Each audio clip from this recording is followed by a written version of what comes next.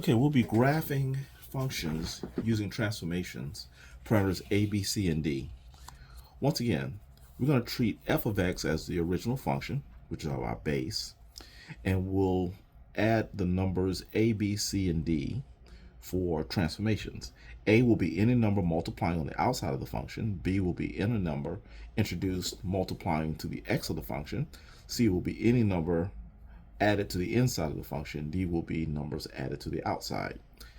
If the number added on the outside is negative, you will get a rotation about the x-axis.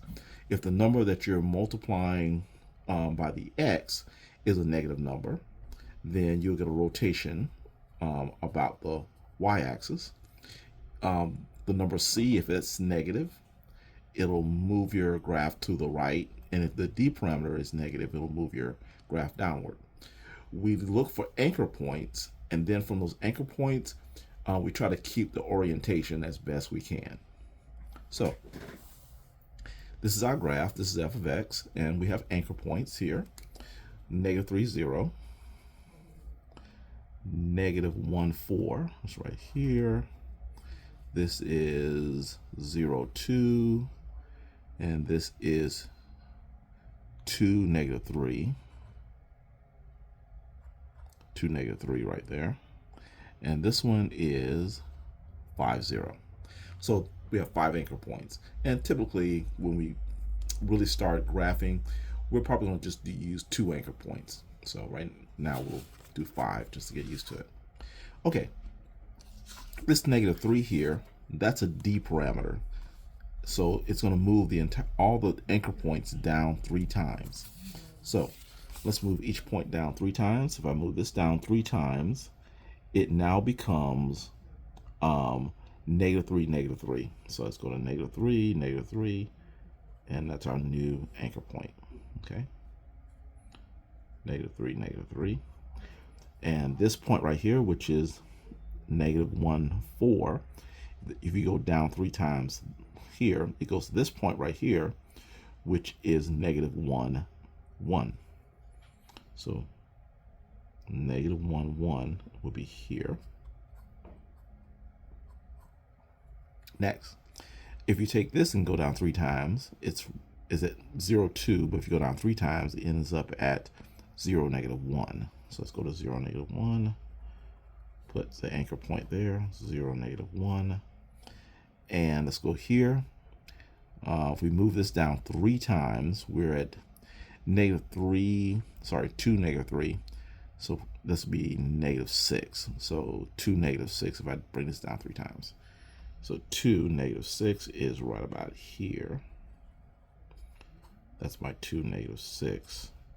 And finally, if I bring this point 5, 0 down 3 times, it'll end up right here, which is 5, negative 3. So let's go to 5 and negative 3, which is right there. There's my 5 and negative 3. All right, got all my new anchor points. Now, let's work on orientation. We want it to go up, through, and then back. Sorry, up, then down, and then back up. So let's see if we can keep that orientation going.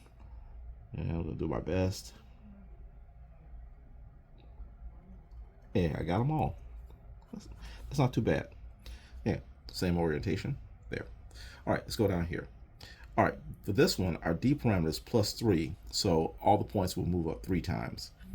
So this will go from negative 3, 0 to negative 3, 3 right there. So negative 3, 3 is right here. That's negative 3, 3. The next anchor point is at negative 1, 4. If I move that up 3 times, it'll go to negative 1, 7. So let's go to negative 1, 7, which is way up here. That's my negative 1, 7. Okay, if I move this up 3 times, I'll go from 0, 2 to 0, 5. So right about here. So let's go find 0, 5, which is right there. That's my 0, 5. Let's bring this up 3 times. It'll go from 2, negative 3. I don't know if you can see that, negative 3. It'll go from 2, negative 3 up to here, which is 2, 0. So let's go to 2, 0. Put the point there. 2, 0. And then finally, it'll move my 5, 0 up 3 times, and it'll go up to 5, 3. So 5, 3. Okay. Those are my new 5 anchor points.